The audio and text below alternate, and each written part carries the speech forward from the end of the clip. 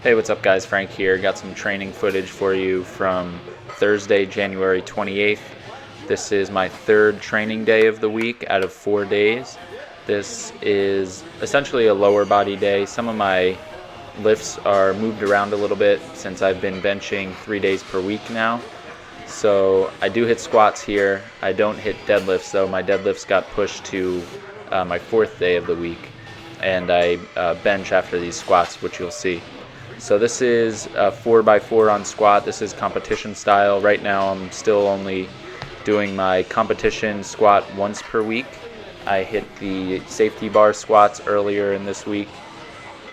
And I will hopefully have a meet coming up soon. I'm just waiting for registration and everything to open up to make sure that I will be able to get entered. So hoping that I'll be able to let you guys know about that soon, probably in the next video, whether or not I am going to be doing that meet. So that was 4x4 on squats. They felt heavy, but actually looking back at the footage, it looks a little bit faster than it felt. I think once I start squatting competition style more days per week as we get closer to a competition, things are going to start feeling a lot better, and hopefully I'll see some progress from spending a lot of time at higher volume with the safety bar squat variation. So this is light bench here. This is just 5 sets of 2 today. So like I said before, I've been benching 3 days per week. One of those days is still a variation where I do a board press with 2 boards. And then this is like my bench recovery day, competition style. And then the following day after this, I hit heavier bench, like my strength day, and same competition style here. So really lately I've been focusing a lot on my setup. I think that's somewhere where I can make improvements to minimize the effort I put into unracking the bar and losing tightness even.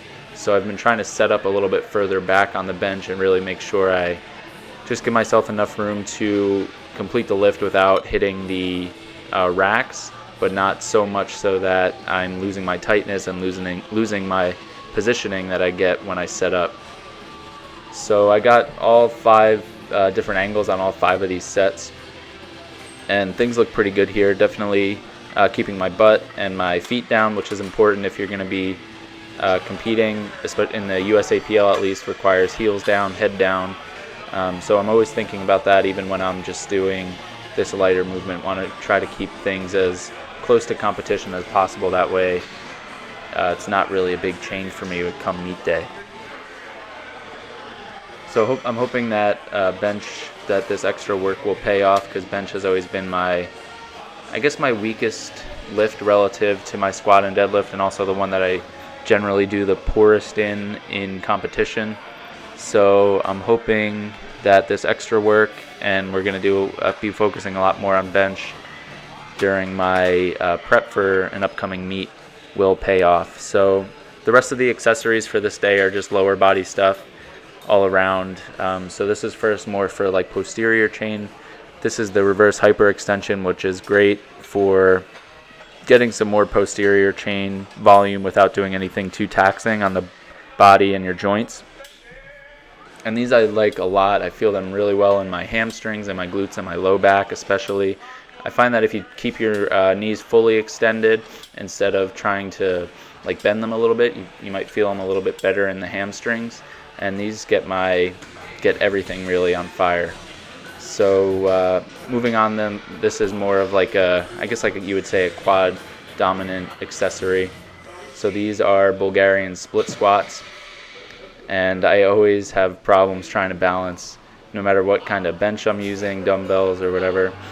I don't know how some people do these with a barbell. I feel like I would fall over on my ass and dump the weight all over the place. But these are also really tough. You definitely feel these in the quads, but I feel them all around in my legs. So doing 3 sets of around 10 reps or so, I think, each leg. And I use the Versa grips here just to help me hang on to the weight. It does start to get heavy after a while after holding these. These are, I think, 65 or 70 pound dumbbells, so definitely helps out to have some straps on with these. So then lastly, I just for lower body I did some hamstring curls. These are also good to hit the hamstrings a little bit differently than you do in your like your squats or your deadlifts. This gets knee flexion instead of, I guess, hip extension where you're hitting the hamstring, so a little bit of a different movement to target the muscle. So I do these twice a week, and higher reps on these also, 3 sets or so for about 12 or so reps. I did do calves afterwards too, which I didn't film. I just did a standing calf raise this day. And then finally, I just wanted to show you what I've been doing for abs lately. So this is a decline bench, obviously, and I've been holding a dumbbell, doing 3 sets of around 10 reps, focusing on progressive overload. I'm going to be trying to work on my abs more for aesthetic reasons. I feel like I can improve the way they look, especially when I get down a little bit leaner. So I've been doing these 2 times per week with the decline dumbbell. Like I said, trying to get stronger on these movements, and then once a week doing hanging leg raises. So if you like the video, give it a thumbs up, leave a comment down below if you have any questions or comments, and thanks for watching, and we'll see you in the next video.